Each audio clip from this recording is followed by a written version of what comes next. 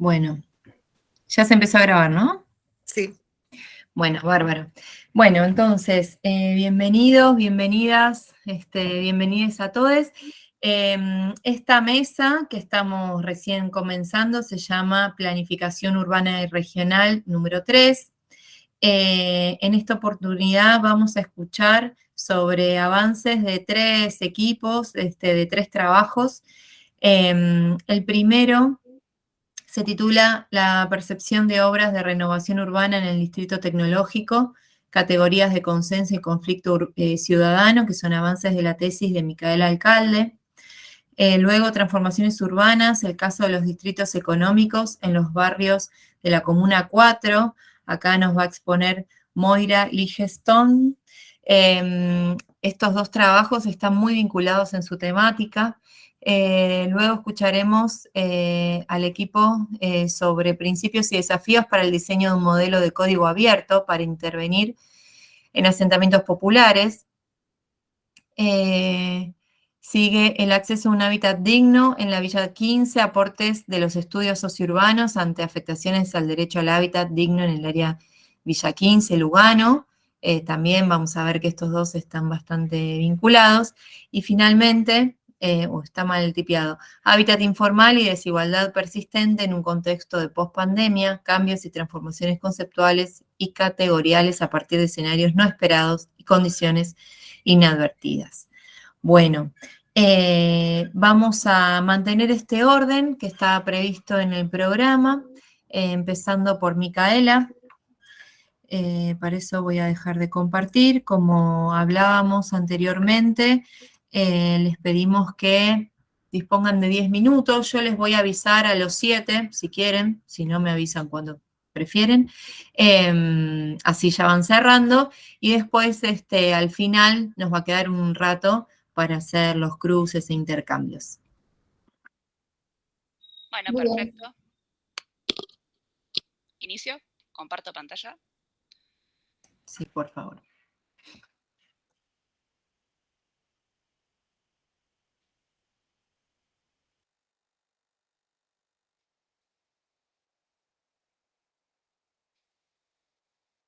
Por favor, me confirman si se ve y escuchan. Se ve perfecto. Buenísimo. Si querés, hacela en modo presentación. Ahí va. Ahí está. Bueno, ante todo quería agradecer a la Universidad de Buenos Aires, a la Facultad de Arquitectura, Diseño y Urbanismo por esta nueva jornada y por haberme incluido dentro de las ponencias.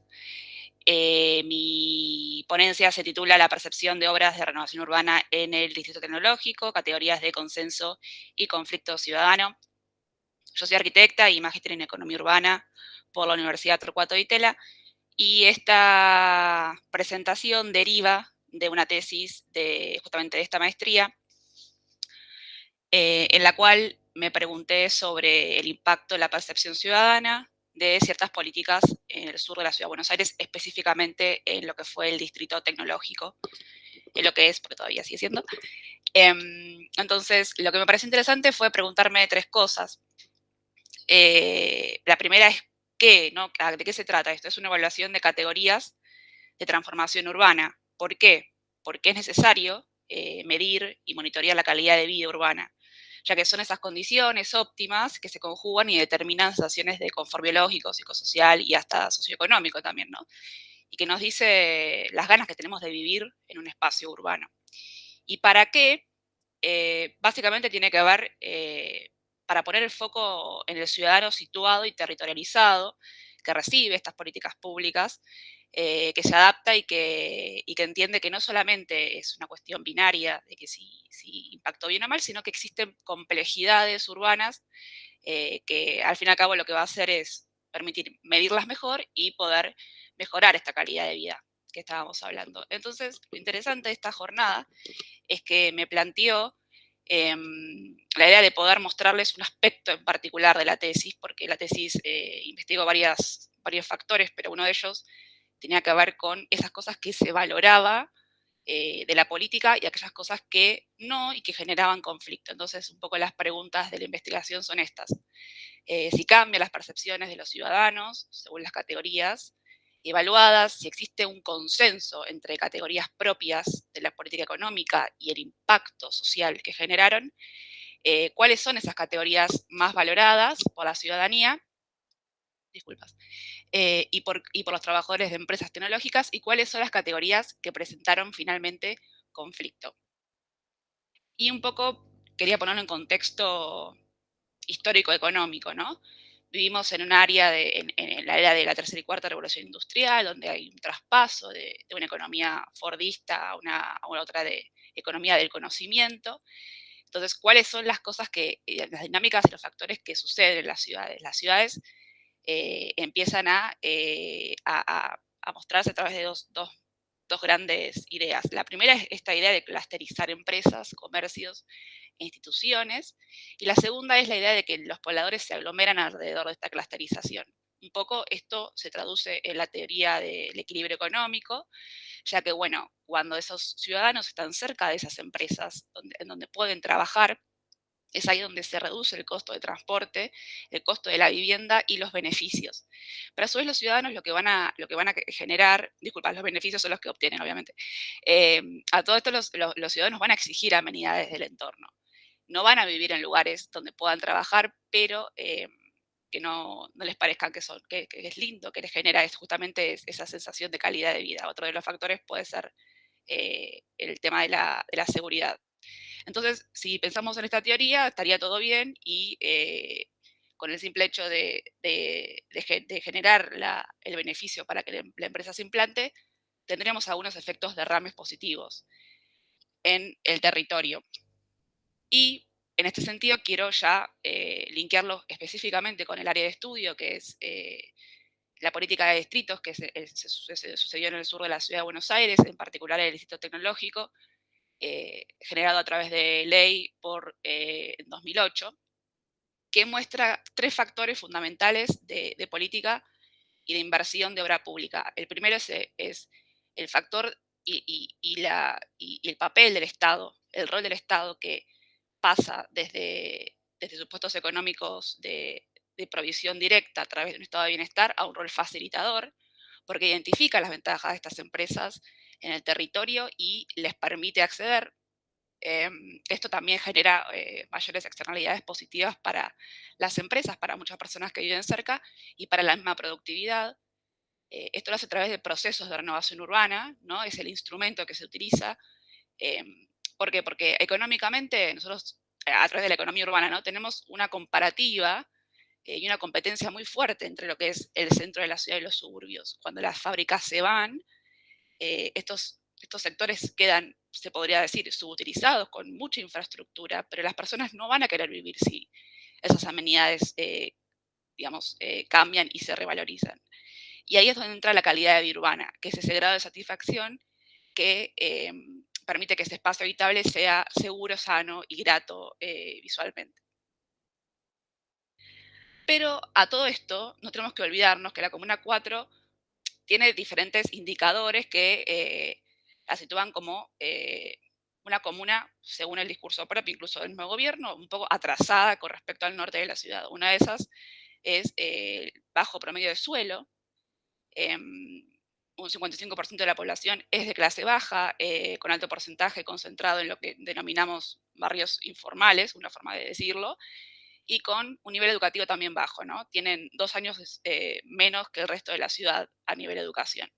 A todo esto, la seguridad, que no es menor, también es una tasa muy alta, pero hay otras amenidades territoriales que están buenas, como por ejemplo, tienen excelentes valores de compacidad corregida, un alto grado de constructibilidad. Entonces, bueno, un poco esto es la base en la cual se implantó esta política. Y bueno, y ya quisiera pasar a lo que es la metodología de investigación y de qué se trató esta forma de medir la percepción. Primero, bueno, la zona ya la conocemos, el distrito tecnológico. En este caso elegí también una zona de control que está fuera del distrito, pero que tiene amenidades y características parecidas a las diferentes zonas elegidas. La unidad de análisis es el ciudadano residente y a su vez el trabajador, que es el que puede percibir el lugar todos los días cuando viene a trabajar. Y a su vez, bueno, el universo son 40 unidades de entrevistas realizadas a diferentes residentes, en cada sector. ¿Y por qué es que tenemos diferentes sectores dentro del distrito? Porque la intensidad de obra pública generada no fue igual en cada lugar. Se ve una concentración de ellas en lo que fue el área cercana al parque, la zona 1 que denominó Parque Patricios, con Wi-Fi, bicicenda, estación, bueno, sabemos, estación de subte. El impacto más importante lo ha tenido el gobierno de la Ciudad de Buenos Aires con el edificio, bueno, de Norman Foster. Luego Boedo, que un poco ya estaba digamos, consolidada, con un área con amenidades muy, muy importante, y un poco se sirve también de toda la obra del bulevar.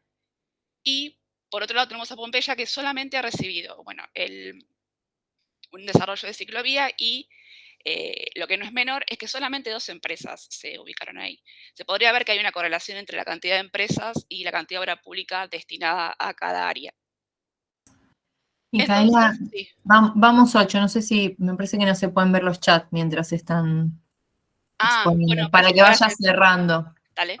Bueno, para hablar justamente de estas categorías valoradas o no valoradas por los ciudadanos, la primera, a través de esta pregunta, la cual se midió cada uno de los aspectos correspondientes a espacio público, es que justamente Parque Patricios y Boedo ha sido la que mayor grado de satisfacción ha producido, no así Pompeya, que solamente tiene las bicisendas. Otra de las categorías valoradas por los ciudadanos es la intervención en establecimientos culturales. Hoy en día, bueno, tenemos un teatro que todavía no ha sido eh, factor de renovación urbana, pero es lo que los vecinos están queriendo que suceda. Por otro lado, una categoría de conflicto es la inseguridad, si bien vemos que en los lugares donde hubo obras y empresas esa percepción bajó, evidentemente, fue una mejora. En Pompeya sucedió todo lo contrario, que es justamente donde no se produjeron esas obras. Por otro lado, otra categoría justamente valorada tiene que ver con la baja densidad asociada a la escala recorrible del barrio, el concepto barrio versus concepto distrito, la calidad de espacios verdes, la identidad y el arraigo, la creación colectiva y comunitaria. Y lo interesante es que bueno, la mayoría piensa que la mayoría de estas obras beneficiaron a las empresas, ¿no? Pero un poco la idea sería entender que este conflicto entre el ciudadano que percibe que no beneficia es parte de la misma complejidad que genera la política, que es necesario medirla para poder eh, eh, intermediar digamos, en esas percepciones. Entonces, a modo de conclusión, categorías de consenso: aspecto físico, mejoramiento de espacios públicos propios de la política, satisfacción de ciudadanos en zonas donde más empresas se radican. El conflicto tiene que ver justamente con la inseguridad, con aquellos factores que no han mejorado desde la propicia de la ley. Sobre la posibilidad de vivir en el distrito, la mayoría de los trabajadores dijeron que no vivirían. ¿Por qué? Porque todavía estaría faltando esa inversión en el sur de la ciudad, que lo propiciaría como un espacio para vivir.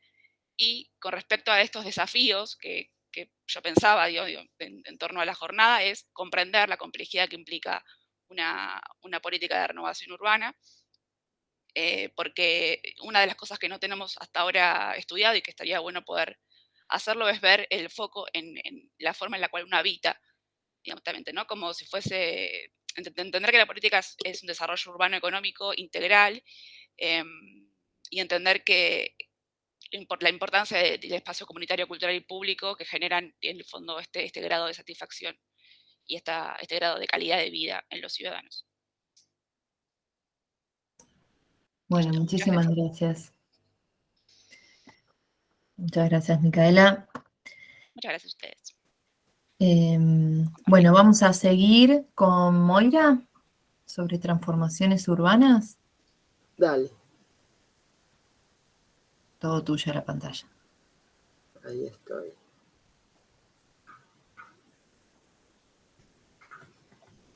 Ahí está. Ahí está. Bueno, bárbaro. Te aviso entonces a los 7 minutos, te voy a tener que Dale. interrumpir. Bueno, este trabajo forma parte de un proyecto de investigación sobre las transformaciones territoriales que están teniendo lugar en los barrios de la Comuna 4, afectados por la implementación de los distritos económicos, que son el principal instrumento de las políticas con las que el gobierno de la ciudad viene impulsando esta renovación. Una renovación que, dadas sus características, es posible inscribirla en las tendencias globales del urbanismo neoliberal, del que surgen algunos repertorios de intervenciones y proyectos que se han ido replicando en numerosas ciudades, algunas de las cuales se los asocia a procesos de gentrificación. Estas intervenciones son, por ejemplo, la creación de los clústeres productivos, el marketing territorial, la renovación de áreas centrales degradadas, la construcción de edificios icónicos que contribuyan a ese marketing urbano. Y nosotros reconocemos algunos de estos procesos en el caso de estudio y a lo que apuntamos es a identificar los rasgos particulares que presenta el caso. Vemos que la renovación urbana que están sufriendo estos barrios de la zona sur va dejando cambios en el tejido, en los usos, en la... Discúlpame, pero no están pasando las imágenes. Me parece que... Ahí va. Ahí va. Están teniendo estos cambios en la morfología, en el tejido, en los usos, cuyo perfil previo de usos mixtos residencial-industrial que los caracterizó en otro momento, está siendo reemplazado por otros y otras tipologías que contrastan con lo preexistente, como se ve en esa imagen, ¿no? Que es un frente con imágenes de 2006 y 2021. Si bien la renovación se viene dando desde décadas atrás, desde la asunción del PRO en el gobierno de la ciudad, esta ha sido cobrado un fuerte impulso a partir de las políticas que están aplicando y que le están dando un nuevo carácter a esta renovación. El principal instrumento son los distritos, que es una herramienta que se puso en marcha al poco tiempo de que iniciaran su gestión en el año 2008, con el distrito tecnológico. Y se siguió implementando y hoy son 7 los distritos que ocupan aproximadamente 4.200 hectáreas y conforman una nueva división del territorio que se yuxtapone a las preexistentes sin coincidir con ninguna de estas. ¿Y qué son estos distritos? Son precintos en los cuales se promociona la localización de empresas y personas que se dedican a las actividades promocionadas a través del otorgamiento de beneficios fiscales y crediticios. En general, estas actividades son de base tecnológica, creativas, modernas, limpias. Y el fundamento de su conformación es que la proximidad territorial entre empresas que se dedican a las mismas actividades les permite lograr una mayor eficiencia a través de que pueden establecer diversas relaciones de competencia y cooperación que les proporciona una ventaja al conjunto. Y, bueno, el rol del Estado en tanto promotor, articulador y ejecutor es clave en este tipo de modelos de localización.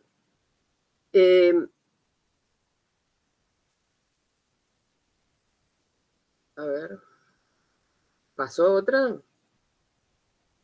Sí, estamos en un cuadro. Estamos con el cuadro. Bueno, yo no lo veo todavía.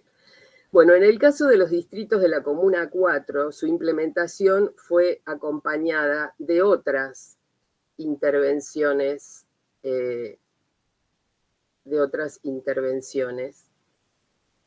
públicas. Ay, no puedo volver atrás. No me está respondiendo bien. Si querés, como las redes. ¿Querés que pase yo la pantalla? No, es que no sé por qué no puedo poner el cursor donde quiero. Bueno. Ahí está. Otras intervenciones públicas como en las redes de transporte, mejoramientos del espacio público, la construcción del edificio de jefatura de gobierno, que es un ícono y fue construido por uno de los arquitectos globales. a lo que se agregó más recientemente una mayor constructibilidad a partir de la aplicación del nuevo código urbanístico. Ahora bien, nos preguntamos si hay rasgos distintivos en los procesos que se producen en cada uno de los distritos y barrios. Y en ese sentido, vamos a hacer una muy somera comparación entre el distrito tecnológico y el de las artes en relación a la legislación y algunos de los procesos, de los rasgos que en este proceso en marcha se van plasmando.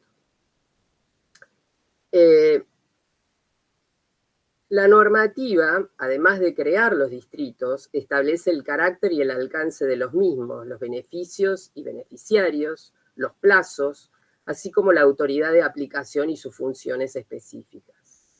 La mayor diferencia en la normativa de ambos distritos es en relación a las actividades promovidas, lo cual tiene impacto territorial, dado que cada actividad presenta requerimientos específicos a nivel de tipologías constructivas que las van a albergar. Pero a nivel de beneficios y beneficiarios, lo establecido por la norma en ambos casos es bastante similar. En los dos se fomenta la actividad inmobiliaria, no solo para la instalación de las empresas en tanto soporte de las actividades, sino que también se estimulan las construcciones de usos mixtos, que dediquen un 50% a las actividades promovidas y se puedan complementar con otros usos. Se les da como beneficio que el 25% de lo invertido podrá ser en pago a cuenta de ingresos brutos de las actividades desarrolladas en todo el ámbito de la Ciudad de Buenos Aires. Esto, por un lado, potencia el cambio en los usos del suelo y la creación de una oferta de vivienda para sectores medios de la población. Y también agrega mayores condiciones de valorización al capital inmobiliario puesto en la zona, lo que se suma a todas las otras medidas que van en esta dirección.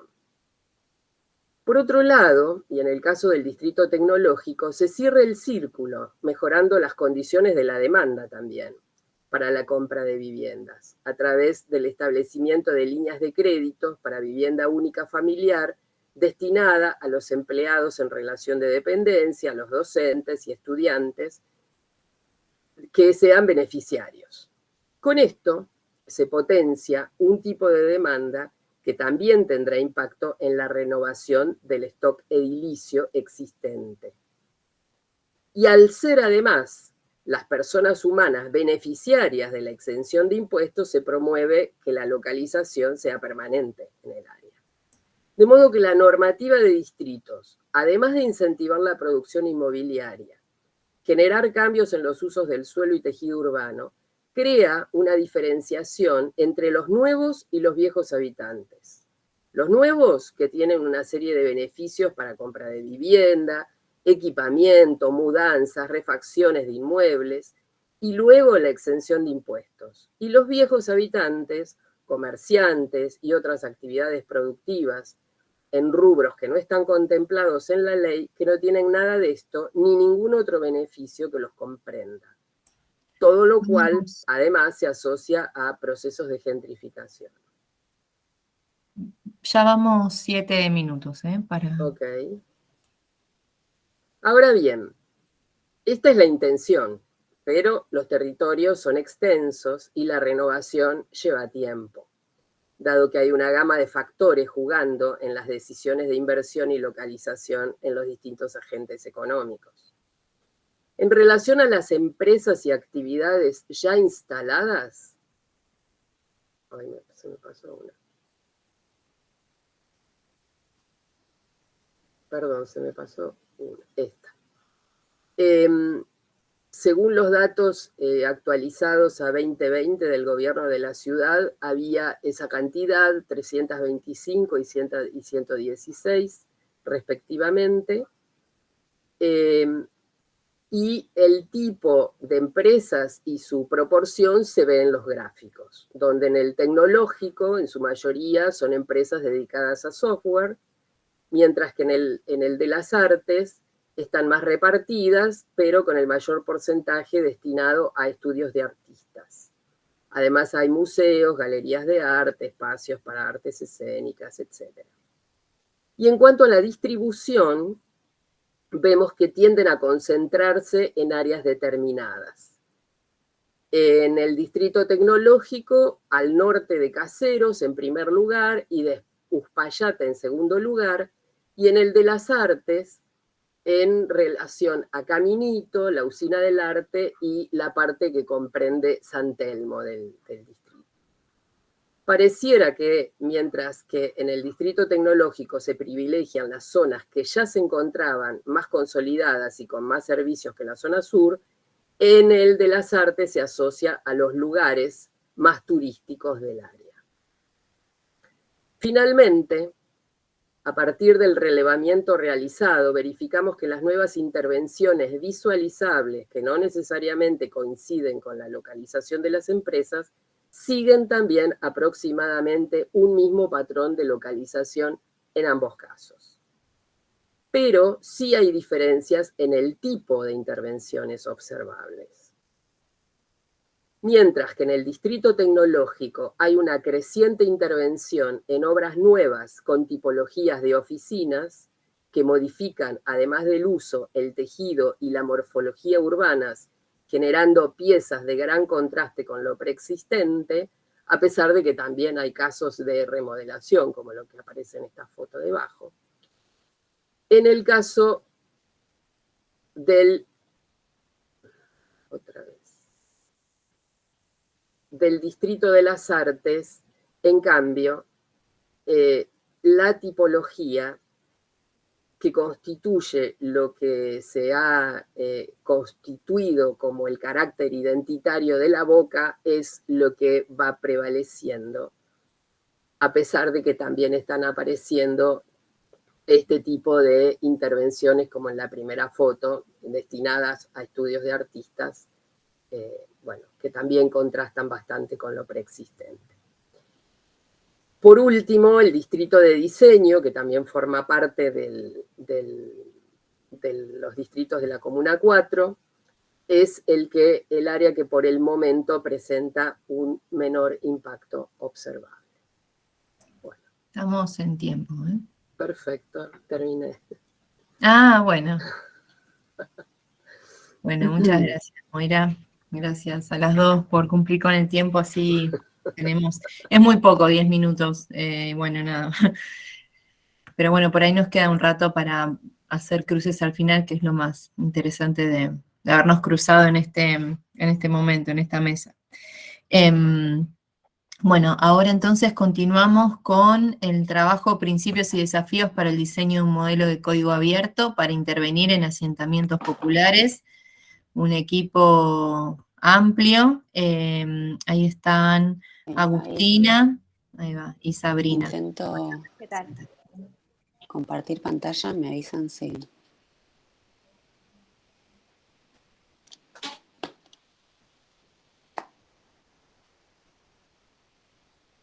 Ahí lo pueden ver. Sí, sí. Bien. Bueno, primero comentarles que este trabajo en realidad se enmarca en una serie de primeras reflexiones que surgieron a partir de un PIA, un proyecto de investigación avanzado, bueno, que ahora está radicado en FADU, y que el objetivo de este PIA es elaborar un modelo de código abierto para analizar e intervenir en asentamientos populares. Y parte del estudio de los patrones de las últimas políticas públicas implementadas en estos contextos, ¿no? Entonces, el título es Principios y desafíos para el diseño de un modelo de código abierto para intervenir en asentamientos populares. Bueno, primero, como para contextualizar, desde el 2015 hasta la actualidad, el gobierno de la ciudad viene implementando una serie de procesos de integración social y urbana, ¿no? Así los denominaron. Y fueron implementados por dos organismos estatales diferentes. En un caso, la Secretaría de Integración Social y Urbana, la SISU, que concentró sus acciones en la Villa 31 y Villa 31 bis, y por otro lado, el Instituto de Vivienda de la Ciudad, o el IBC, que concentró sus acciones en Playón Chacarita, Villa 20 en Lugano y Rodrigo Bueno en la Reserva Ecológica. Y a pesar de las diferencias, todos incluyeron el término de reurbanización, ¿no? que fue definido como un mejoramiento gradual de las condiciones tanto habitacionales como sanitarias y en infraestructura de estos barrios que contemplaban el proceso de producción de ciudad de los propios habitantes. Y se organizaron en base a 3 ejes principales en todos los casos. La integración urbana, que incluía las acciones vinculadas a la conectividad, a los servicios, infraestructura. La integración habitacional, que incluía las acciones vinculadas a la construcción de obra nueva para la relocalización de familias y mejoramientos de vivienda. Y la integración socioeconómica, que englobaba las acciones dirigidas a la generación de empleo, a el mantenimiento de las actividades productivas y la educación. Bueno, en el caso de Villa 20 en particular, que es nuestro caso de estudio para este trabajo, es uno de los barrios que intervino el IBC y además es el segundo barrio más populoso de los 4 que se intervinieron. Se diseñó una metodología que se llamó proceso-proyecto, ¿no? Que lo que implicaba es que en lugar de definir un proyecto urbano de antemano, cómo intervenir ese territorio de antemano, se diseñó un proceso. Esto es una serie de pasos que fueron, digamos, consensuados entre representantes del Estado, referentes barriales, organizaciones sociales, y en esa serie de pasos se incluían encuentros donde se iba a terminar de consensuar las intervenciones a realizar. Entonces, apertura de calles, apertura de patios, apertura de pasajes, etc. Entonces, bueno, la idea era que en lugar de definir un proyecto urbano, se definía un proceso que tenía flexibilidad y que el devenir de ese mismo proceso iba a terminar definiendo el proyecto urbano. Entonces, bueno, ¿cómo vinculamos nosotros con esto del modelo de código abierto? Primero, entendemos que desde la arquitectura siempre ha existido como una voluntad de elaborar modelos o de sistematizar procesos proyectuales en general, ¿no? En algunos casos ha sido, por ejemplo, para incluir al usuario en los procesos de diseño, como puede ser el lenguaje de patrones de Christopher Alexander. En otros casos ha sido para elaborar herramientas para evaluar proyectos arquitectónicos, por ejemplo, como es el caso del libro Habitar el Presente de Mux y Montaner. Y esto nosotros lo vinculamos con el concepto que desde informática se llama código abierto o bueno, open source, que es un término que se utiliza más o menos desde la década de los 90 y que hace referencia a aquellos programas que tienen por un lado un código fuente, pero por otro permiten a los usuarios realizar intervenciones en ese código fuente, ¿no? Entonces, para nosotros este modelo de código abierto supone, por un lado, una especie de punto de referencia que se podría imitar o reproducir, que está reglado o que posee ciertas reglas sistemáticas, pero que a su vez es abierto y tiene la capacidad de, por un lado, adaptarse a diferentes tipos de territorios y además completarse con las intervenciones que puedan hacer los usuarios, los habitantes de esos territorios. Bueno, antes estoy en un pasillo y que capaz si pasa gente o algo se puede llegar a escuchar el ruido. Bueno, continuando con lo que decía Agustina, a nosotros el análisis de Villavenque lo que nos permitió es sistematizar justamente los componentes de ese proceso proyecto para consolidar este modelo de código abierto para intervenir barrios populares. Reconocemos 2 tipos de variables. Variables que responden más a cuestiones conceptuales y variables que responden más a lo metodológico. Entre las variables conceptuales tenemos por un lado el proceso proyecto, que tiene como dimensiones principales la gestión participativa, o sea, todo lo que tiene que ver con la toma de decisiones, la transformación y resiliencia por parte de los actores y de los grupos intervinientes, así también la integración socioeconómica, que también incluye acciones también direccionadas a todo lo que sea educación, salud, empleo. Por el otro lado tenemos la cuestión más de proyecto-proceso, o sea, nosotros lo llamamos así en este juego de palabras, que tiene como dimensiones principales la integración urbana con acciones dirigidas a todo lo que tiene que ver con accesibilidad y conectividad, y la integración habitacional, que son las acciones dirigidas al acceso a la vivienda. Por último, las variables metodológicas se articulan según la lógica de este modelo de código abierto, ya que el código fuente estaría compuesto por las dimensiones sucesivas, que son todas las que se desarrollan de manera secuencial, y que en nuestro caso de estudio, las que reconocimos son el diagnóstico y relevamiento, en primer lugar, en segundo, la construcción de estos consensos, el tercero, la presentación de los acuerdos previamente realizados, y el cuarto, la sostenibilidad de las intervenciones. A partir de esto, los modificadores del código fuente son aquellas dimensiones que nosotros leemos de manera más transversal, que son aquellas capaces de impactar y modificar este código fuente. En nuestro caso reconocemos la información y la comunicación, la participación y multiactorialidad, y el monitoreo y la evaluación. Estas son acciones que las repetimos en cada una de las etapas secuenciales. O sea, esto es permanente y por eso decimos que es transversal a todo el proceso. Bueno, para cerrar, lo que nos gustaría plantear también es que nosotros nos encontramos con un desafío para elaborar un modelo de código abierto, ya que nos surge la contradicción de suponer que la elaboración de un modelo con como algo más rígido, con esta necesidad de apertura y adaptabilidad de las acciones promovidas en los barrios populares, que es una característica que sostenemos que se requiere para este tipo de intervenciones.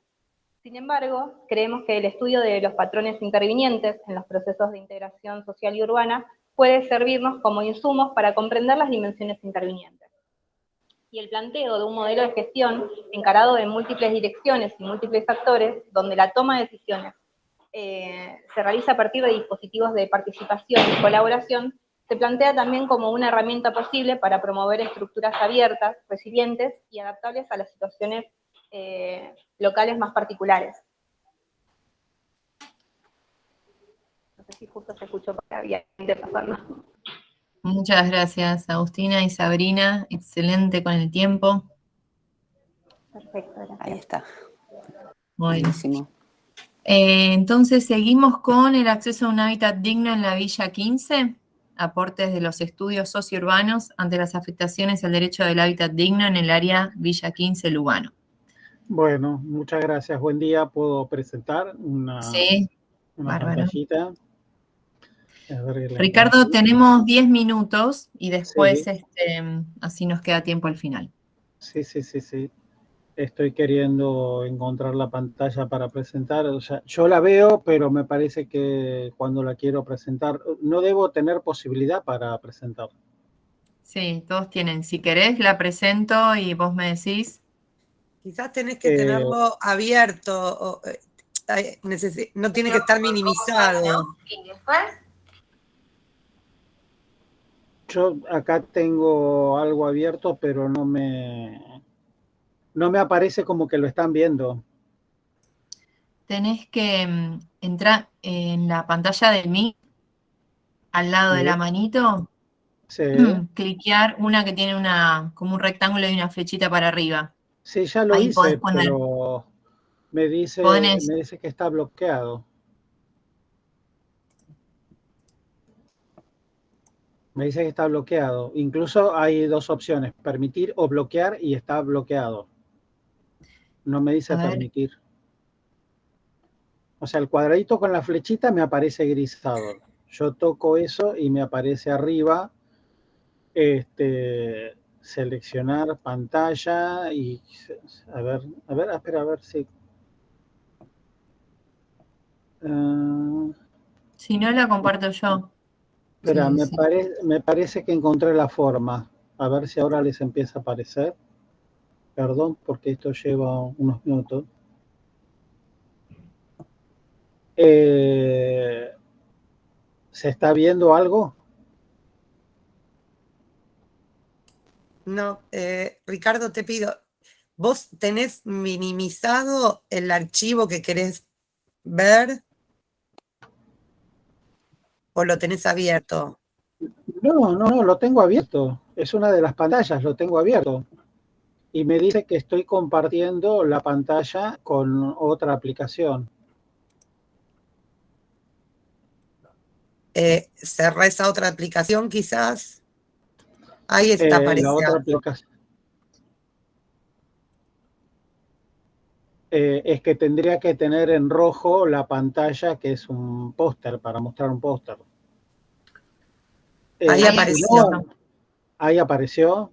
Sí. Bueno, Lo que sí tendrías que hacer zoom para que veamos algo porque si está yo muy alto. hago esta, no sé si se sigue viendo.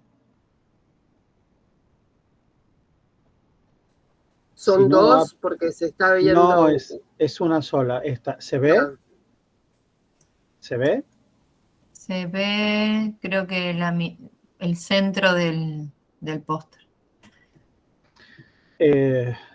Se tendría que ver el póster en su totalidad. Es que tenés que ahora abrirlo, ahora que ya abriste pantalla, tenés que ir al PowerPoint y ponerlo, la apertura, como si hicieras toda la apertura del PowerPoint. Es el Así está. iconito. Así está. No, a ver, es Así, el le tercero, el de puse, pantalla completa desde el PowerPoint. sí, ya lo hice eso. Obviamente no es la primera vez que abro un PowerPoint, sino, aunque sea hablo con ese PowerPoint como se vea, digamos. No sé si se ve el central nada más, hablo desde ahí. Ricardo, poné el segundo icono que dice lectura, pantalla lectura. Probá con ese. ¿Está compartiendo otra ventana Ah, esa? no está, no lo No, tenés. no. Bueno, contalo con esto. ¿Se ve esto? Si se ve esto, yo trabajo con esto. Bueno, Buen día. Ya han anunciado el título, el acceso al hábitat digno en el área Villa 15, aporte de los estudios sociourbanos a las afectaciones al derecho en nuestro trabajo, que parte de un UBACIT. Los autores son Leonel Bazán, Vanessa Espíndola y yo mismo con mi calidad de director. En nuestro trabajo se investiga en qué condición se encuentran ciertos espacios urbanos segregados de lo que llamo área Villa 15. Ahora después hago un pequeño comentario, si puedo, sobre qué es área Villa 15. El propósito del análisis, bueno, creo que en nuestro trabajo en general, uno trabaja con personas que están violentadas sistemáticamente y estructuralmente en sus derechos, ¿no? Entonces la perspectiva es articular con el hábitat digno, generando asistencias, son informes técnicos, relevamientos con los alumnos, trabajo con la gente. Todo esto produce un movimiento interno, no te digo en todo el barrio, la imagen de arriba habla de 40 hectáreas, no se puede trabajar con 40 hectáreas así, me pareció interesante el comentario del trabajo anterior para entenderlo, pero nosotros vamos trabajando de a pedazos. Entonces, en los pedazos que trabajamos se promueve la participación social, la equidad y se busca que haya cierta institucionalidad local en estas villas que son bastante indómitas en ese sentido.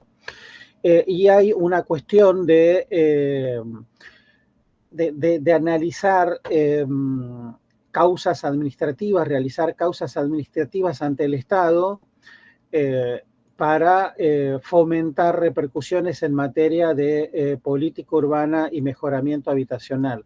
En esta esquemita que tengo acá abajo, donde está la pelota roja y donde está la pelota verde englobada en una pelota amarilla, la pelota roja somos los arquitectos con los alumnos haciendo relevamiento habitacional y en la pelota verde estamos tratando de brindar un enfoque jurídico y pidiendo todos por el acceso a lo que se puede llamar el hábitat digno, que es para nosotros una herramienta es un objetivo de una intervención integral con la finalidad de englobar un lugar donde se quiere llegar, ¿no? Aunque sea un conjunto de condiciones mínimas que debieran ser garantizadas a todos los hogares que las habitan para avanzar en la integración social.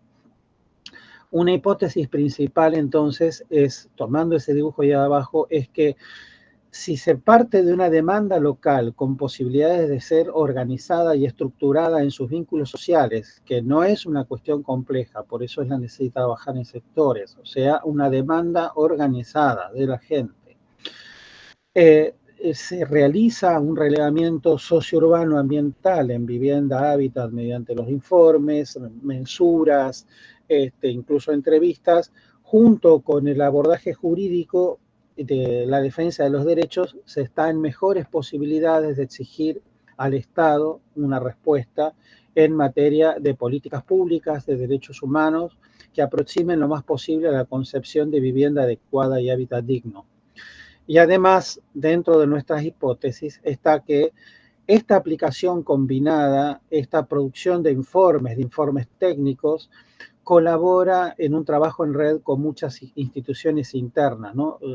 A veces necesitamos otra institución de la villa que nos dé una mano, o sea que hay una intención de brindar una red, y también trabajamos mucho con defensorías, en este caso la Defensoría de la Ciudad. Yo he presentado varios informes a la Defensoría de la Ciudad, y siempre lo que se busca es concurrir a gestionar cambios, mejoras y accesos a bienes postergados, ¿no? Esta cuestión de lo sanitario que decían antes, no solamente en materia de infraestructura, sino también en materia de derechos. Y a su vez, se propone que los vecinos organicen y sostengan su demanda, lo cual es una cuestión bastante compleja. A mí me parece muy interesante, aunque me salga un poco de libreto, pero en 2 segundos, mencionarlo a Paulo Freire cuando él habla de ser educando de sus propios educandos, ¿no? Y lo que tiene una de las fotos, la universidad en la villa, es trabajar con el conjunto de la gente y entender que la academia no termina solamente en la relación con los alumnos, sino que es un trabajo académico integral. O sea, hay una intención de que el otro, el vecino, hable de sus problemas, se sienta en un lugar importante y que nosotros aprendamos de ellos y a su vez todos podamos aprender de todo el proceso. Entonces, los beneficios académicos son más altos y además se propone como una herramienta transdisciplinar que produce una modificación en la forma de mirar un problema, ¿no? Mirarlo de una forma compleja, integral. La propuesta considera, voy a tener que apurarme un poquito por lo anterior, a la participación social volcada hacia el autodesarrollo de las comunidades desfavorecidas, que esto es una herramienta indispensable de gestión, de cogestión, de producción social del hábitat, no solamente al interior de la formación académica, o sea, que es bastante importante, ¿no? Nosotros tengamos esta forma de mirar. Y si bien esto es algo que lo sostienen distintos autores, la participación es un elemento indispensable y es un instrumento para mí paradigmático, aunque bastante complejo. Aunque hay que reflexionar, y es un debate más amplio, con qué enfoque se realiza la participación y cuál es el sentido para la aplicación en caso concreto, ¿no? En mi caso, yo vengo trabajando hace mucho en la vinculación entre arquitectura, urbanismo, sobre todo en planificación urbana, y aspectos de lo social, de antropología social, a fin de encontrar respuestas con y a partir el otro, ¿no? Concurriendo a actuar desde un perfil mixturado, sensible, con la necesidad de articular participativamente el campo villero, mixturando la metodología cualitativa, observación participante, registros, entrevistas, encuestas, que es algo que los alumnos de a poco van tomando, con mensura de terreno, ¿no? Que es algo que ya sabemos hacer y que es un aporte importante, relevamiento gráfico, análisis constructivo, hacer planos. Finalmente hay dos menciones. Yo hablo del área Villa 15, que es como una categoría del proyecto, diferente a Villa 15, porque cuando se habla de Villa 15, medio como que no se entiende, es un conjunto de 8 o 9 sectores que están en pugnas entre sí, están bastante desorganizados, sería este plano de más arriba, Y hablar de área Villa 15 a nosotros nos permite incluir, o sea, es un conjunto de sectores que están en pugna entre sí y que todavía no han encontrado un modo de organizarse. Y nosotros no podemos pararnos frente a la organización de todos. Bueno, estamos trabajando actualmente, y con esto ya voy cerrando, con la manzana 32. La manzana 32 es un pequeño sector así en el plano donde se ve este puntito azul es este puntito violeta, la manzana 32 es este lugar de aquí, y lo que nos interesa expresar es el corte de la manzana. Es una manzana muy elevada y sin embargo se inunda porque no tiene desagüe pluvial coherente, tampoco tiene desagüe cloacal, o sea, toda la cloaca va a la vereda, a un pozo, y de ahí desborda a la cuneta, lo cual esto es un desastre. Y además el agua que tienen es agua contaminada, como pasa en muchas villas, los caños se filtran, los pisos están mal, entonces el agua es contaminada. Hemos hecho informes a la Defensoría, logramos, por ejemplo, que viniera un camión cisterna a traerles agua buena, y sí logramos que el Instituto de la Vivienda de la Ciudad esté realizando una obra, que es este plano que está más abajo. Este plano tiene que es un esquema en realidad, que es lo que ellos proveen, tiene unos redondelitos, que es donde los vecinos señalan que el plano no los está ayudando. La obra se está haciendo, pero se hizo con muchos problemas, así que tuvimos que hacer un nuevo informe a la Defensoría diciendo de las grandes falencias que había. Y entonces esto es interesante porque trabajar articuladamente te permite estas cuestiones. Lo único que agrego para cerrar, y no excederme más del tiempo que incluso representó este cambio de pantalla, hay algo muy gracioso. Este sector está bastante organizado, con 8 o 9 delegados, que en general están presentes, generalmente están presentes 2 o 3, pero el gobierno tiene amigos dentro de la villa. Estos amigos son vecinos patoteros que cuando vas a trabajar te maltratan. En este caso, este vecino, que no me acuerdo, se llama Matías, cada vez que queremos trabajar viene, nos aprieta, nos grita. La verdad que es un problema.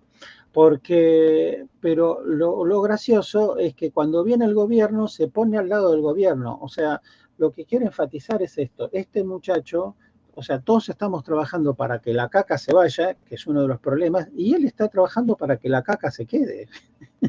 Es gracioso. Vos fomentás participación y el gobierno tiene adentro de la villa gente para participar en contra de cualquier cosa que ellos puedan hacer. Es bastante complicado. Bueno, así que cierro con esto diciendo que esta aplicación conjunta es lo que nos permite trabajar en un fragmento urbano que tiene estas violaciones y tiene estas complejidades. Bueno, creo que he llegado al tiempo justito. Muchas gracias. Muchas gracias, Ricardo. Sí, estuvo muy bien el tiempo. Bueno, seguimos con la última ponencia, Hábitat informal y desigualdad persistente en un contexto de pospandemia. Creo que iba a presentar Cecilia y está Mariano.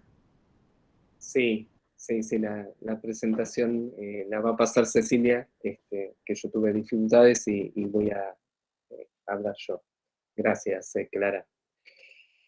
Bueno, en primer lugar, nos gustaría agradecer a los organizadores de la jornada y especialmente también a la coordinadora de la mesa, Clara, por brindar esta posibilidad y el trabajo alrededor de ello. Bueno, nosotros acá vamos a presentar una breve síntesis del paper que elaboramos con Cecilia Cabrera, así que haciendo foco en algunas cuestiones clave o que consideramos clave del trabajo. Siguiente. Esta ponencia se enmarca en una línea de investigación desarrollada durante más de 10 años en proyectos interdisciplinarios en curso, radicados tanto en la Facultad de Ciencias Sociales como en el Instituto Superior de Urbanismo de la FADU. Específicamente, desde el 2018, una de las dimensiones de análisis que abordamos es sobre el proceso histórico de conformación socioespacial de las categorías, de conocimiento y de intervención asociadas al hábitat informal en Buenos Aires. En este caso se presentarán hallazgos sobre las transformaciones y reapropiaciones de las categorías de intervención y de conocimiento sobre el hábitat informal producidas a partir del nuevo escenario no esperado de la pandemia. Este escenario, que es un escenario que puso en evidencia lo que identificamos como condiciones inadvertidas que transforman las tramas de articulaciones entre políticas públicas, organizaciones colectivas y el ámbito académico. El análisis y la interpretación elaboradas para esta presentación se enfoca en 3 casos trabajados durante el año 2020 y 2021. Los casos comparados son el barrio 31, la Rodrigo Bueno y la Villa Azul Itatí.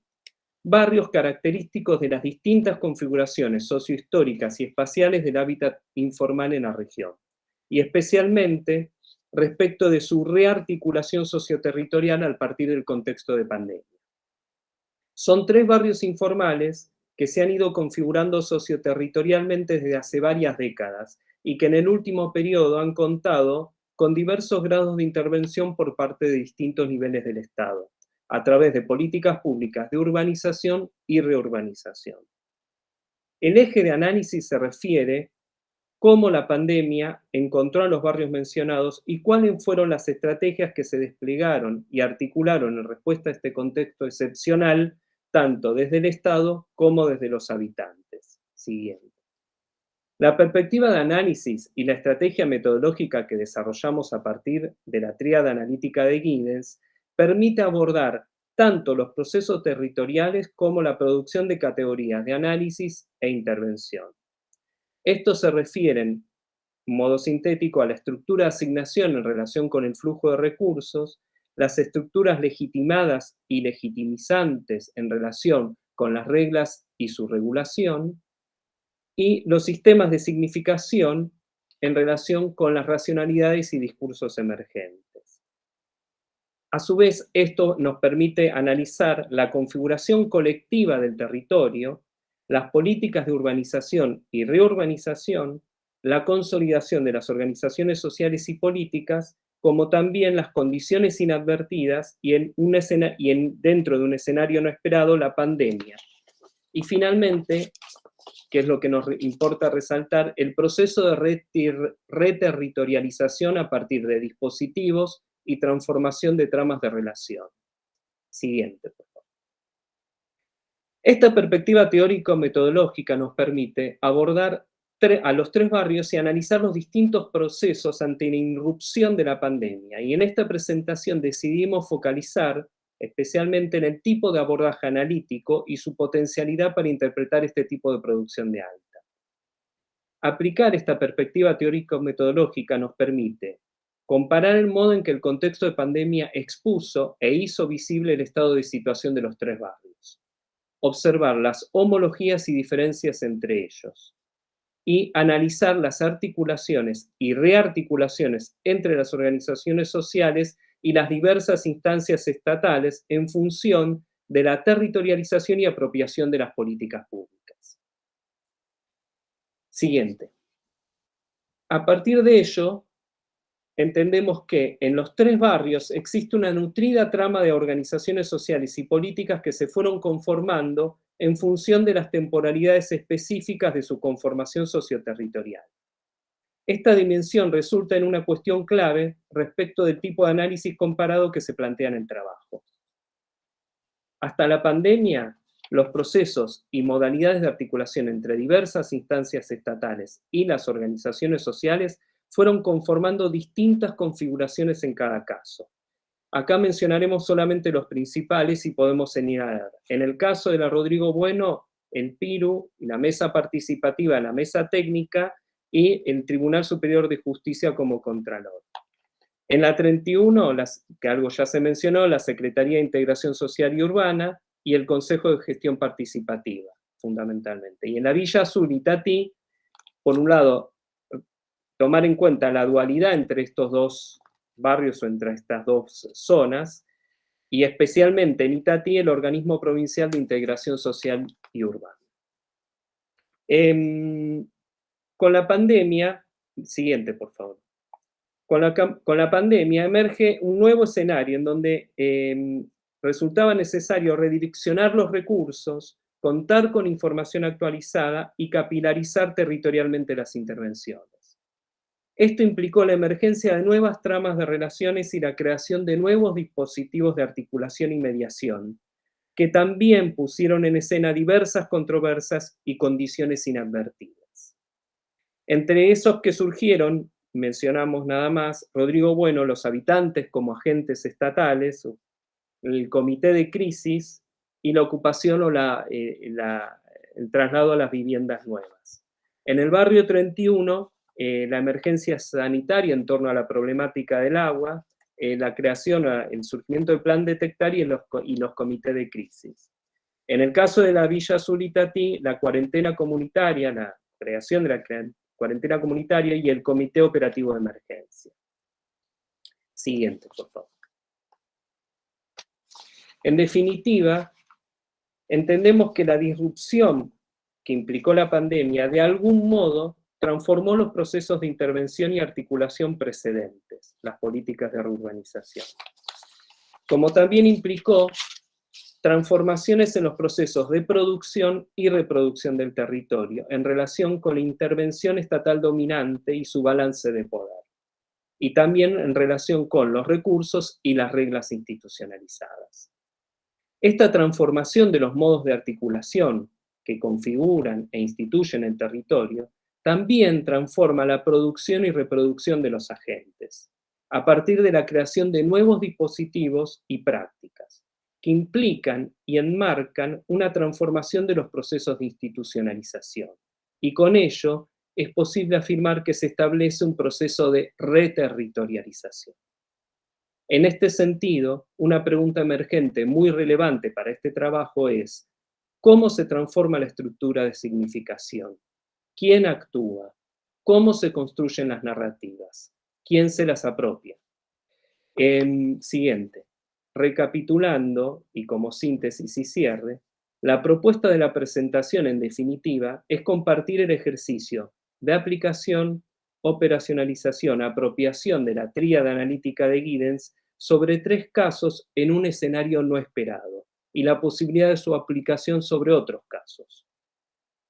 Reflexionar sobre la posibilidad de construir categorías y observables analíticos que permitan abordar y analizar las dinámicas y la temporalidad, las articulaciones y sus transformaciones, las contradicciones y la dialéctica de control emergente, y fundamentalmente lo no esperado, lo inadvertido. Desde acá tratamos de plantear lo que está en el trabajo en forma muy sintética, así que muchas gracias. Yo quisiera agregar un breve comentario sin excederme en el tiempo, pero sí señalar como que esto, bueno, es un trabajo que lo desarrollamos en tiempo de pandemia, por eso nos interesó aprovechar esa disrupción de gran escala que significó la pandemia, pero que es una herramienta metodológica que entendemos que tiene como muchísima potencialidad, sobre todo al aplicarse en escenarios que permanentemente están sufriendo como pequeñas, como micro disrupciones, ¿no? Como que lo inesperado es como el escenario habitual en este tipo de hábitats. Entonces, en ese sentido también me parece que hay como una interesante relación y una decisión inteligente en el armado de la mesa, porque me parece que tiene como mucha relación con lo de código abierto que proponía la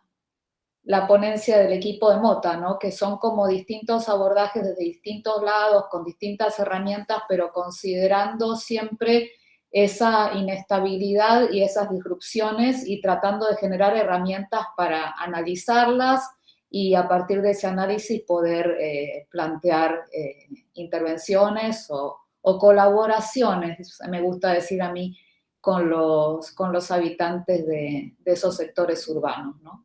Así que, bueno, gracias por el armado de la mesa, gracias por escucharnos y quedamos en línea todos, yo creo, para seguir comunicándonos y compartir. Bueno, muchas gracias, Cecilia y Mariano. ahora tenemos con mucha organización, muy bien de todos, tenemos estos minutos para entrelazar un poco ahí. Cecilia retomaba algunas, de hecho Ricardo también retomaba con otros trabajos, o sea que evidentemente hay bastante. Yo hago un breve, si se quiere, repaso de algunas ideas claves que pueden servir en esa dirección. Micaela empezaba contándonos sobre su estudio alrededor de de la política de los distritos desde la percepción de los usuarios, de los habitantes. Una manera, digamos, de evaluar las políticas, ¿no? Que está de fondo, que me parecía importante. Luego, Moira indaga en qué vuelve, o sea, ¿no? Si no entendía mal, como qué es lo que la aplicación de estos distritos, estos recursos, estos beneficios para las empresas, cómo, digamos, cómo se percibe luego en transformaciones en el territorio, más allá del beneficio a la empresa, ¿no? O sea, cómo impacta eso para todas las personas que transitan ese espacio urbano. Agustina y Sabrina, bueno, nos traían esta propuesta de código abierto y este desafío de pensar un modelo que pueda ser replicable, ¿no? Esta idea de poder aprender de este proceso y compartir en otros, que sin embargo no pierda su posibilidad de transformación adecuada o adecuable según el caso, ¿no? Y que pueda ser efectivamente abierto, además de modélico. Ricardo nos cuenta la experiencia de este equipo, donde generan acciones en pos de un hábitat digno. Eso es como lo que me quedó más claro. Acompañan, asesoran este grupo de vecinos, de habitantes de esa área de la Villa 15, entendiendo que en este momento trabajan con un sector hasta tanto se pueda abordar de manera, ¿no? Total el resto de los sectores que la componen. Y finalmente, Mariano y Cecilia abordan una lectura respecto de estas transformaciones en 3 lugares distintos en un mismo escenario, donde las políticas también se suponen similares, pero son transformadas a partir de unas acciones de estos actores según cada territorio. Y ahí aparecieron estos comités de crisis, la relevancia de estos actores, como fue en el caso de la 31, a partir de la muerte de una referente por la falta de ese acceso al agua. Bueno, es una reflexión muy, muy potente, sí coincido, como para pensar estas acciones en pos de transformar las políticas, cómo se permean, ¿no? Las políticas a partir de estos sucesos. Bueno, eso es para abrir. No sé si quieren hacer alguna pregunta a sus colegas, comentarios, ampliar algo que les haya quedado en el tintero, contradecir lo que acabo de rescatar, no sé.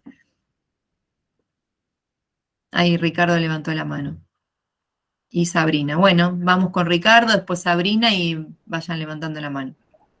Bueno, utilizando este tiempo, una pequeña aclaración sobre mi trabajo por el comentario que dijo Clara y un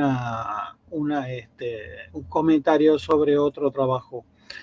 La pequeña aclaración es que Ciudad Oculta, lo que se llama Ciudad Oculta y que nosotros intentamos llamar área Villa 15, en realidad es un lugar muy grande, de casi 40 hectáreas, y está integrado por barrios que, o sea, mi idea como proyectista, digo, bueno, hago un proyecto, incluyo todo, pero esto no es posible porque digamos que la gente no se pone de acuerdo.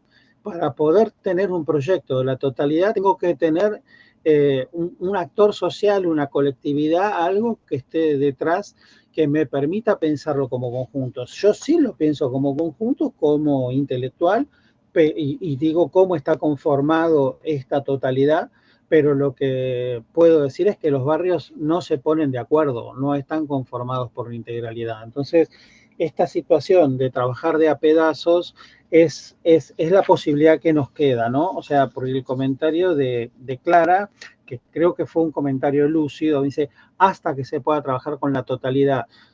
Tal vez los vecinos dicen, no nos ponemos de acuerdo nunca, no queremos ser un solo barrio, somos distintas partes en pugna, como pasa en muchos lugares de la ciudad, ¿no? Que tenés manzanas y demás y sectores que son más o menos intrincados.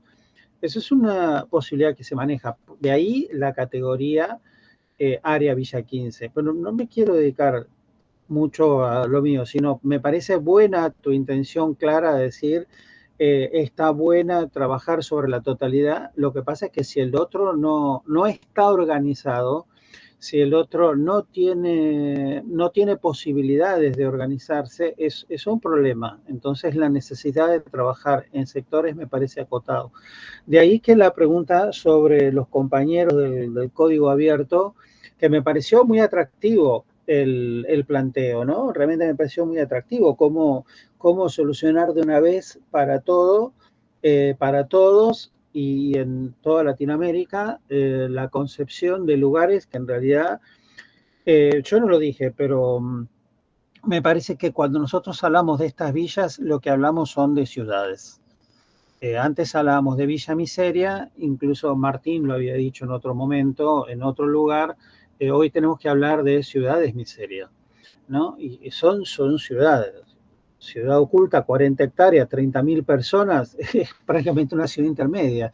Es una ciudad que no tiene lo que tiene el resto de la ciudad y que está incrustada dentro de la otra ciudad.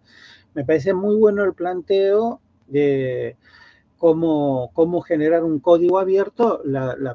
Me parece que la dificultad está puesta en la especificidad de cada caso, de los actores, de los sujetos, incluso, como yo decía, el IBC muchas veces planta enemigos para que las cosas no avancen y para que las cosas se mantengan en estadios de diferencialidad. Negocio con este, negocio con este, negocio con el otro, negocio con aquello. Me parece muy interesante, es un trabajo que yo quiero leer. Y bueno, pero mi pregunta es eso, la especificidad creo que es algo a atender. No sé si ellos deben haber pensado en un lugar. Bueno, buenísimo. Sigue Sabrina, tenía la mano levantada, así que si querés Sí. también puedes contestar la Sí, inquietud. un poco justo se relaciona, en realidad, yo retomaba esto que decía Cecilia, también por lo menos me sentía como reflejada en esto que planteaban al establecer ciertas categorías y dimensiones de análisis en cuanto a cómo empezar a abordar este tipo de procesos, donde las complejidades exigen una adaptabilidad con la que los sistemas estandarizados o las propuestas metodológicas, intelectuales, son muy estructuradas. Las poblaciones son diferentes, el territorio es diferente. O sea, uno puede tener desde cuestiones más de los vecinos no se ponen de acuerdo o cuestiones más espaciales de necesito resolver una cloaca en un terreno en contrapendiente. Bueno, la dificultad con la que te vas a plantar es distinta y por lo general se dan todas juntas. Entonces, nosotros lo que planteamos es justamente, la idea no es armar algo estandarizado y decir que esto es aplicable a absolutamente todo, sino planteamos este modelo reconociendo cierta estructura básica necesaria para, o que a nosotros nos da por lo menos esta seguridad de decir, bueno, estos van a ser mis pasos principales, pero sentimos esta necesidad de que haya acciones transversales que nos permitan ir repensando cada uno de estos pasos del proceso. Entonces, cuando nosotros hablamos de la dimensión transversal, por ejemplo, la información y la comunicación, es algo que te va modificando todo el tiempo. O sea, uno empieza con el relevamiento y el diagnóstico, pero para llegar a la etapa de construcción de consensos, ese relevamiento, eso que uno llegó como técnico a diagnosticar de alguna manera, y que es uno, por lo menos en los barrios de Buenos Aires, es uno de una larga lista histórica de técnicos que fueron a relevar exactamente lo mismo. Entonces, la comunicación, o sea, devolverle eso a la comunidad de alguna manera y permitirles que con esa información empiecen a ellos mismos tener ideas, proponer proyectos o convalidar esa información que te da el técnico con el conocimiento que ellos mismos ya tienen de su propio barrio, o sea, que uno identifique problemáticas y que ellos encuentren que esas son las mismas problemáticas que ellos también están identificadas y todos nos ponemos de acuerdo en que vamos a trabajar en esa dirección, es sumamente importante. Entonces, estas cuestiones, como decía antes, la información y la comunicación, es esencial que se repase en cada una de las etapas. Decíamos el diagnóstico y el relevamiento, pero también luego de la construcción de los consensos, que eso se comunique al resto de la población es sumamente importante porque no todas las familias participan de estas etapas abiertas y convocantes. Entonces, por diferentes razones, algunas porque efectivamente no pueden y otras porque no tienen el interés de participar. Entonces, este ida y vuelta lo que hace es empezar a validar de alguna manera los diferentes momentos de un proceso-proyecto o de un proyecto-proceso. Entonces, bueno, a partir de ahí, entender que nuestra modelización de cómo puede llegar de cómo nos imaginamos que puede ser una forma de intervenir los territorios, en realidad también es una excusa para nosotros repensar todo el tiempo cuáles son las necesidades que requiere este tipo de abordaje. Gracias, Sabrina. Bueno, seguimos con Moira y ya están anotados dos más, Mariana y Cecilia, y ya creo que no nos va a dar para más, así que ahí. Bueno, a mí me parecieron interesantes las intervenciones y en particular, bueno, Micaela por la temática común que tenemos. Y bueno, yo voy a leer tu ponencia, Micaela, pero lo que quería preguntarte, no sé si estará ahí, es cómo, digamos, cómo hiciste ese proceso de selección de entrevistados, qué características tienen, es decir, qué tipo de vecinos son, ¿no? Hola, Moira, ¿cómo estás? Mira, intenté que haya de todo, desde inquilinos, o sea, en realidad la entrevista es mucho más larga que lo que yo expuse acá. Yo acá directamente hablé de categorías y de algunas respuestas, pero entrevisté desde propietarios a inquilinos hasta gente universitaria como gente que no lo era. En este momento no recuerdo bien exactamente eso, pero la idea era abarcar todo el espectro económico. Ok, pero digamos, ¿tenés alguna diferenciación en cuanto a el tiempo de permanencia en el territorio? Es decir, si son nuevos habitantes. Bueno, yo soy nueva, por ejemplo. ¿Vos vivís ahí? Sí, y me he mudado por las obras de renovación, pero conozco gente que un par de propietarios hace más de 20 años, que por ejemplo, en realidad hay mucha complejidad, es un poco la idea de la ponencia, ¿no? Entender que, por ejemplo, hay personas que tienen su lote con su casa y vieron valorizada su lote en metros cuadrados y están a favor, como también hay inquilinos que dicen el barrio en Pompeya, ¿no? En la parte donde se concentró, ¿no? La parte de Pompeya donde no hay obra, está más inseguro, ¿no? Por esta, digamos, esta oposición al Parque Patricios y se van, ¿no?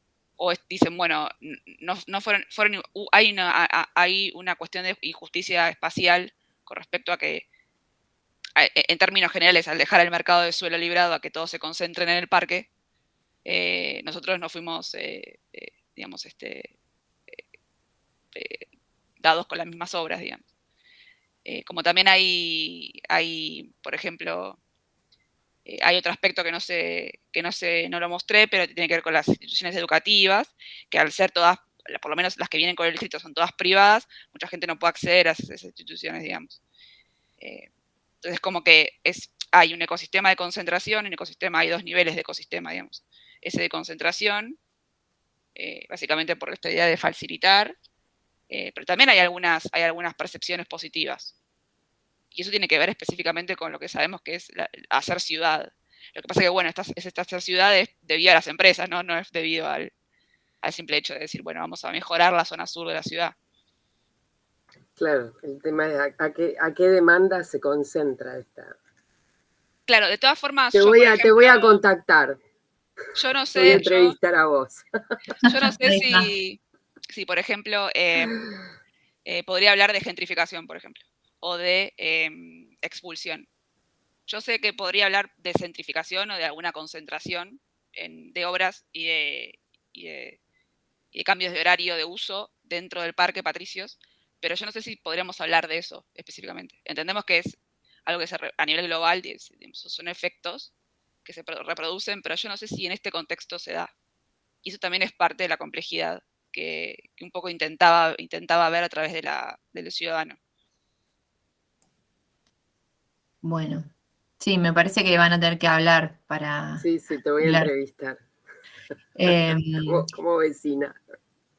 Bueno, podemos seguir con Mariano. Bueno, fue modificando un poco lo que quería comentar a partir también de escuchar las distintas observaciones y cruces. Quizás lo que me parecería interesante rescatar, que tiene que ver un poco con todas las ponencias y especialmente con el foco que por ahí trabajamos nosotros, es cierta cuestión de la reflexividad, ¿no? Que la reflexividad es parte o tiene que ser parte de la investigación y que yo creo la oportunidad de las jornadas en poner en crítica las categorías para ver en qué medida a veces las categorías tienden a hipostasiar o solidificar procesos que son muy dinámicos, muy cambiantes y que el proceso real en los territorios es muy heterogéneo, muy diferenciado y que a veces se pierde esa posibilidad mirada y que a veces las categorías académicas pueden estar jugando algo en esa dialéctica de control, ¿no?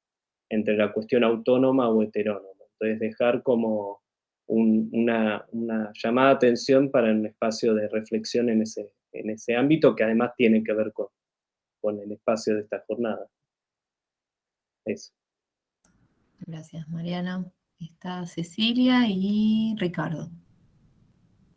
Bueno, yo voy a un detalle que por ahí se me escapó o no lo entendí bien, que en la cuestión del código abierto y su relación con el proceso proyecto. Si hay alguna relación, si hay algún tipo de continuidad o ruptura, o si hay, cuál es la vinculación, si es que existe, entre estas formas de intervenir, si es una evolución de la otra o si...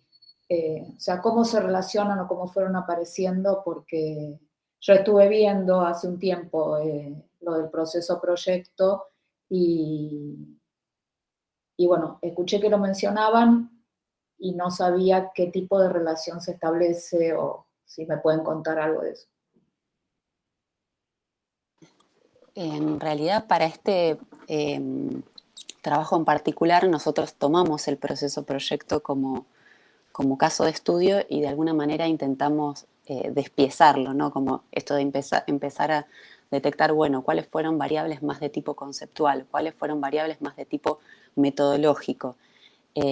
Y bueno, entonces recategorizar todas esas acciones dentro del proceso proyecto. De todas formas, en este PIA que nosotros estamos, que tiene como objetivo esta elaboración del modelo de código abierto, la idea es empezar a incorporar todos los procesos de integración sociourbana que se establecieron, que han tenido sus diferencias, un poco también lo que mencionaba Ricardo, diferencias territoriales, hay barrios que son muy antiguos, hay barrios que son mucho más nuevos, hay barrios que están más consolidados, más organizados, otros que no. y entonces empezar a complejizar de alguna manera todas estas variables como para tener como, bueno, como modelo como mucho más complejo, completo, ¿no? Entonces, bueno, partimos del proceso proyecto, pero la idea es después seguir incorporando el resto de las intervenciones como para complejizar la propuesta, ¿no? Esa sería la relación en este momento. Gracias. Bueno, Ricardo, ¿querés hacer tu...? Sí, muy breve, muy breve. Una pregunta, Moira, pero antes una pequeña reflexión sobre lo que dijo Mariano Jason, no sé si lo dije bien, perdón. Coincido que la reflexividad es un concepto fundamental, sobre todo cuando se trabaja con gente y nosotros también somos gente, ¿no? Sin profundizar demasiado, Rosana Guber nos habla de tener claro el lugar de la emisión del sujeto colectivo, sujeto individual, incluso el sujeto colectivo también tiene variaciones. Bueno, no, a Moira simplemente era mi idea.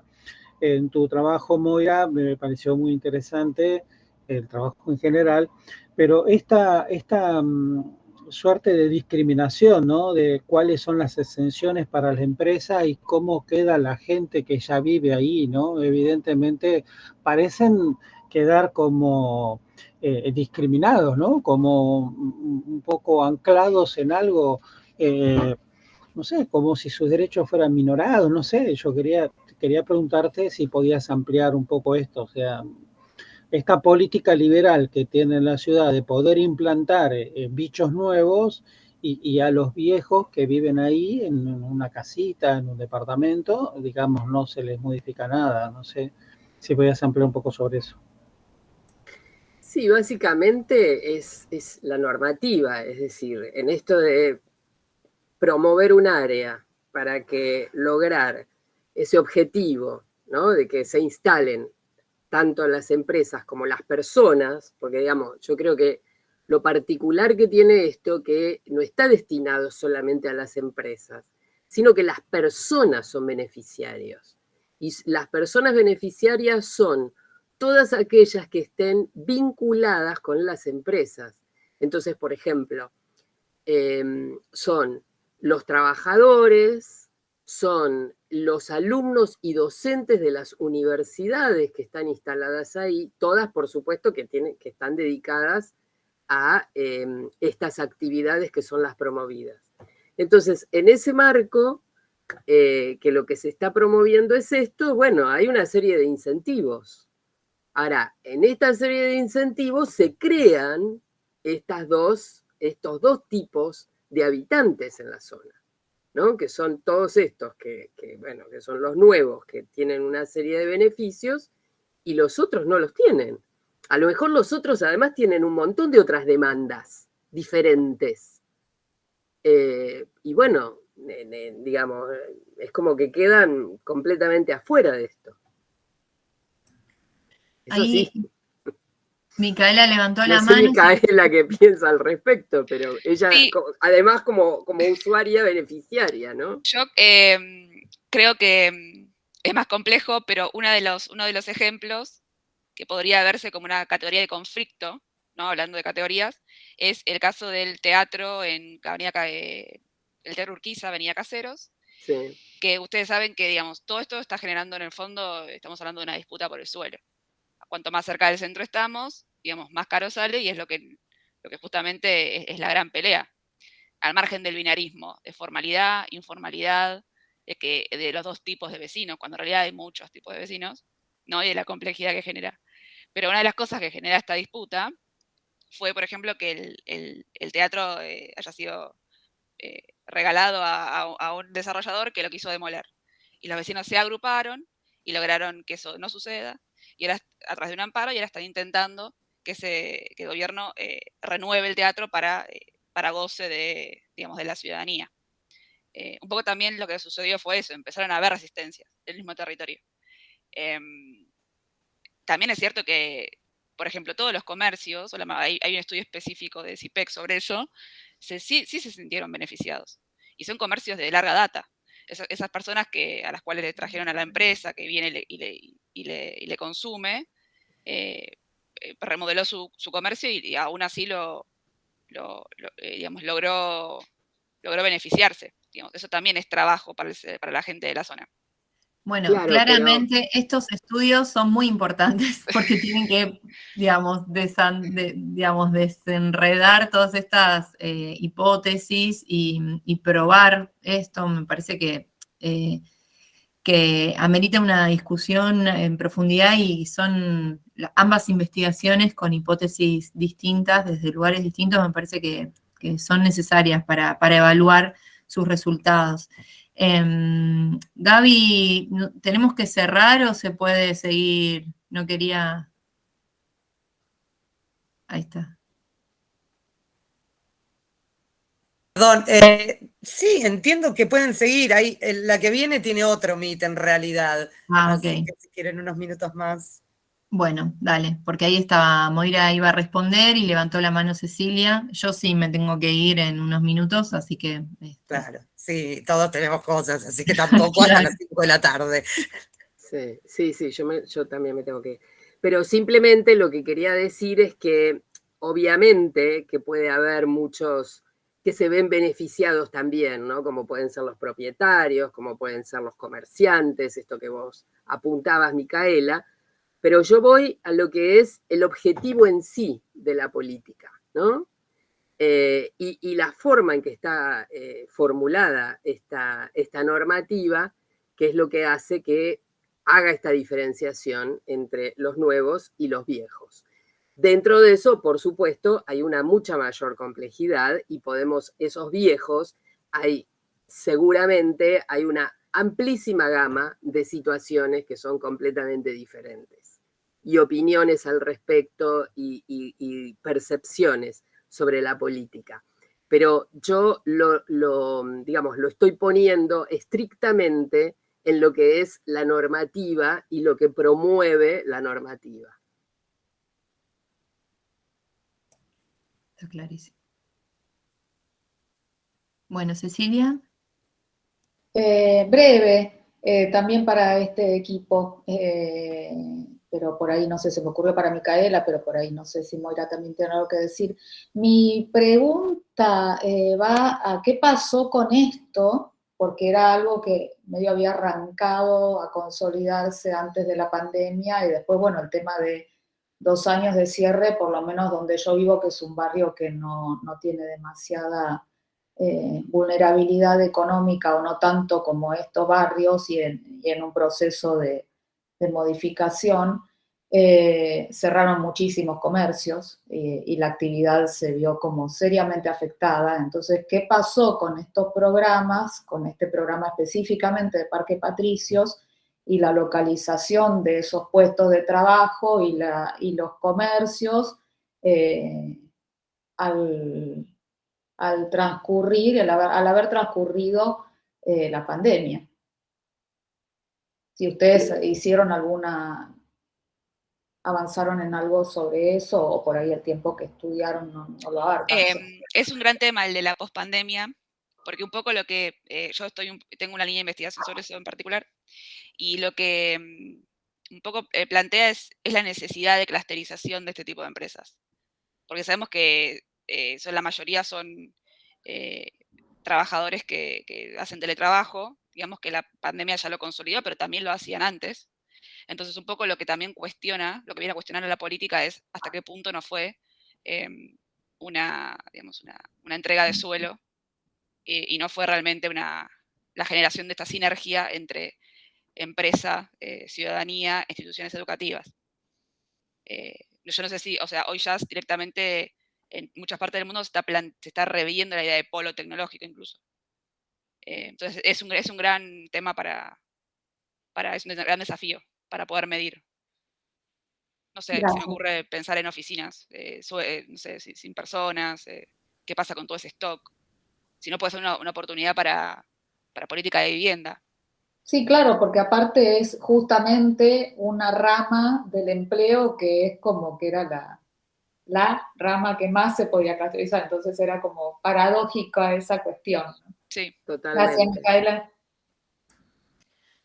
Bueno. Sí, yo lo único que quería decir es que justamente la pandemia, si hay una de las cosas que pone en cuestionamiento es todo lo que es el stock destinado a oficinas en la ciudad en general. Entonces, mucho más estos lugares que lo que promocionan es eso, ¿no? La localización física en un determinado lugar. Se pone absolutamente en cuestionamiento. Bueno, muchas gracias a todos, a todas. Ha sido un placer compartir un pequeñito, muy Sí, pequeñito. si muy querés pequeñito. cierro, Ricardo, y lo seguís comentando porque Sí. tengo que... No, es muy breve, es importante. No, porque recién